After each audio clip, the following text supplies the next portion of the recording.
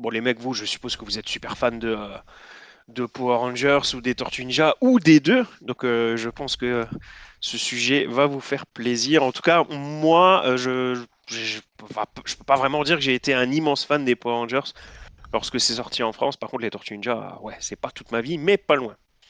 Donc, je me suis dit qu'un sujet crossover entre les deux, c'était peut-être pas plus mal.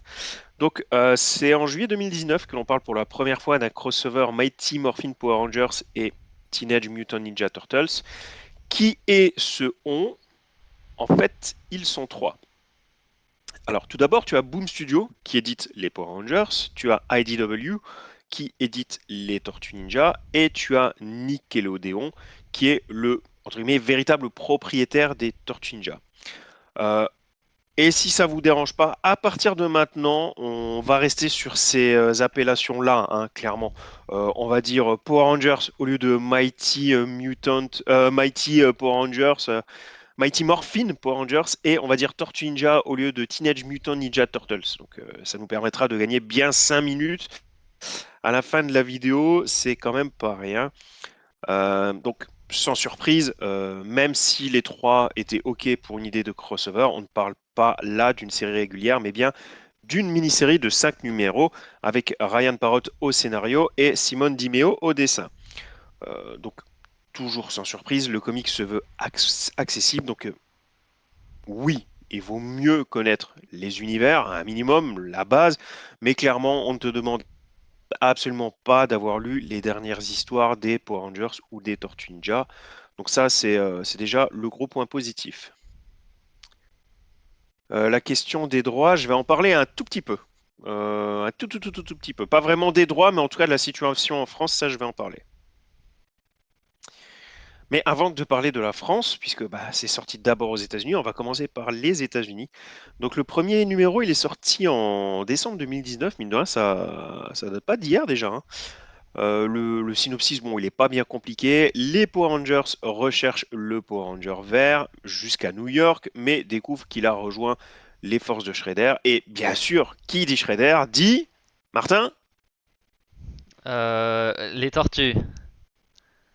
Exactement, qui dit Shredder dit Yeah! Tortue Ninja. Donc en recherchant ce, ce Power Ranger porté disparu, ils vont rencontrer les tortues.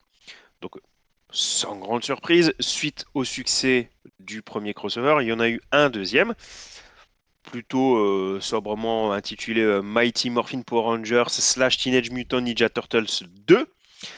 On a toujours Ryan Parrott au niveau du scénario. Par contre, Dimeo laisse sa place au dessin. Dans un Dalmora. sens, c'est dommage.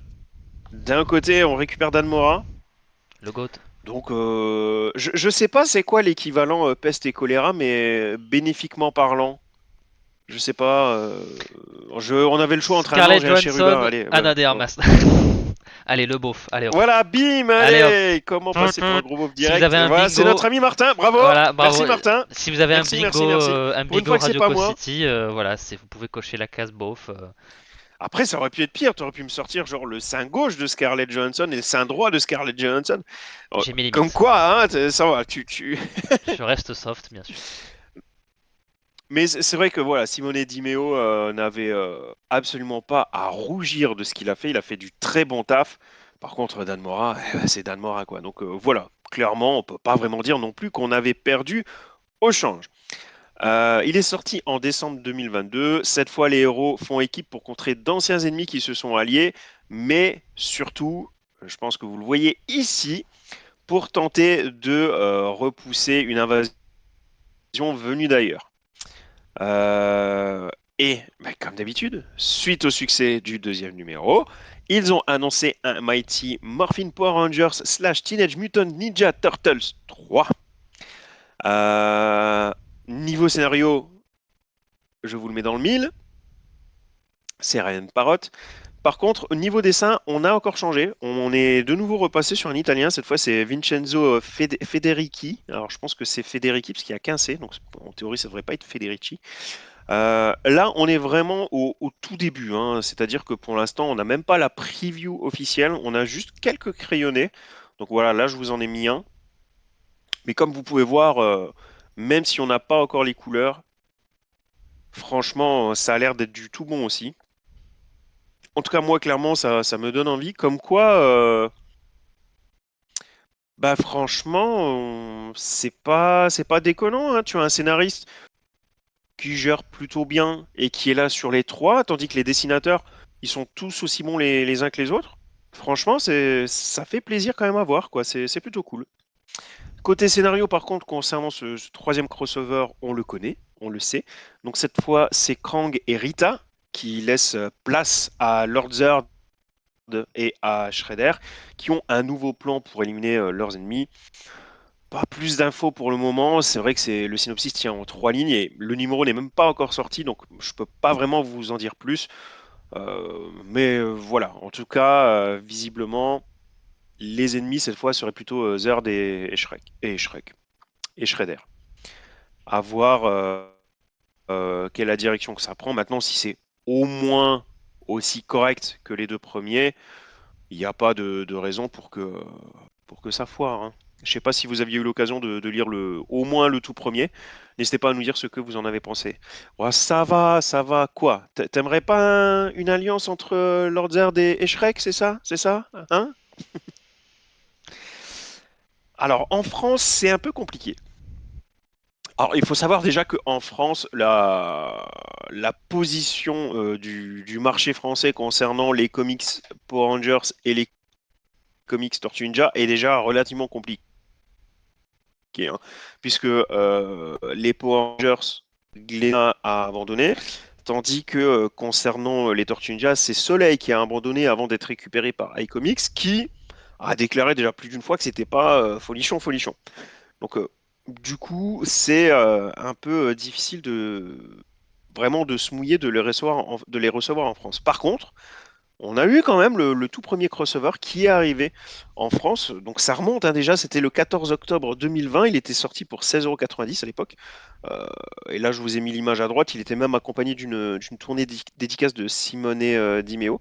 J'avais eu l'occasion de le voir du coup, parce qu'il était passé à Metz. C'est quoi pour moi? C'est 20 minutes en bagnole, impossible que je passe à côté. Ouais, c'est rare, Du hein. coup, j'avais pu le voir, lui poser quelques questions. C'était carrément cool. Ah bah oui, c'est rare parce que si tu veux, Metz, ouais. mon bouquiniste dans le coin a sa petite réputation, hein, on va pas se mentir. Maintenant, comparé à des albums comics ou des mille sabords, bon, forcément, voilà. Ouais. Mais en tout cas, voilà, cette fois, il était passé à Metz, donc j'avais été le voir, c'était carrément cool. Concernant le deuxième crossover, mes amis, eh ben, mine de rien, il a été teasé plusieurs fois, hein. Il a été teasé bien deux, trois fois, toujours du côté d'iComics, par l'ancien directeur de publication, qui était Sullivan. Maintenant, bah, la mauvaise nouvelle, c'est que quand lui, il avait pris la parole sur le sujet, ce qu'il avait dit, c'était ouais, ouais, ouais, ça va se faire et ça va être édité fin 2024. Ah, Sauf que, comme vous le savez sans doute, on est en 2025. Et comme vous le savez sans doute tout autant, bah, il n'est pas là. Donc voilà. Et il n'y a pas eu plus d'informations sur le sujet pour le moment, sachant que Sullivan n'est plus à la tête de la publication d'iComics à présent. Donc je ne sais pas si c'est mort, mais ça semble quand même vachement, vachement mal goupillé cette histoire-là, quoi. Au niveau de ce que ça vaut, bah, je suis assez d'accord avec Matt qui dit qu'il était très chouette. C'est le seul à avoir, euh, à avoir rebondi. C'est loin d'être le pire des crossovers. On peut même dire que les univers se marient plutôt bien. Moi, franchement, j'avais pris du plaisir. Alors, c'est vrai que je l'ai lu que lorsque je l'ai acheté et après, bah, je l'ai rangé à côté de mes tomes Tortue Ninja. Je l'ai pas lu depuis. Mais oui, clairement, c'est fun, c'est dynamique, c'est quand même bourré d'action, c'est plutôt bien écrit. Et, et je pense que pour ce crossover, c'est quand même attendu. Des fois, c'est un point qui est critiqué, mais là, je pense que c'est attendu. Le baromètre du fan service, il est vraiment au taquet, quoi. Donc ça, c'est vraiment cool. Donc voilà, ce premier crossover qui tient tout seul, hein, même s'il n'y a pas les deux autres, vous pouvez très bien vous le procurer, tout du moins s'il est encore disponible. C'est une lecture très sympathique dès lors que vous aimez les deux univers. C'était très très cool. Donc tout ça pour dire, iComics, on attend toujours la suite, hein. C'est vrai que Matt m'a fait remarquer que Shredder a une armure de Power Rangers. Oui, Méga stylé. tout comme je crois qu'il y a un mecha Tortue Ninja, je crois. Hmm. Un genre une sorte de Megazord Tortue Ninja, une connerie comme ça. Il me semble, hein. Encore une fois, ça fait bien 4-5 ans que je l'ai plus lu. Putain, je sais pas, j'ai une réflexion hyper bizarre en regardant la cover de gauche de Dan Mora. Putain, Dan Mora, il pourrait me dessiner un cassoulet, je trouverais ça genre méga épique quoi. Enfin, c'est dingue quoi. Enfin, Mais il est, ouais, non, mais il est doué ce mec, hein. c'est. Et c'est vrai que Ouais, oui, non, je l'ai non, vu non, aussi il sur le est chat. très, Genre, très, très doué. pourquoi il est pas en train de faire un burn-out complet, le garçon? J'ai l'impression qu'il est sur 4 séries en même temps. Il Dan chôme pas Mora? quoi. Ah oui, Dan Mora, eh ben, il est sur la série Justice League. Euh, il fait plein, je crois qu'il fait plein de trucs en même temps. Alors ça, c'est plus vieux, mais je suis quasiment sûr qu'il fait 2 ou 3 séries en même temps, hein. Mais il est pas sur un des titres absolus aussi? Je sais plus. Non, Bon, faudrait que pas je que je vérifie. sache. Pas que je sache. D'ailleurs, Absolu, c'est toujours aussi bon. Je glisse là, l'enregistrement est toujours pas terminé, ça finira peut-être sur YouTube.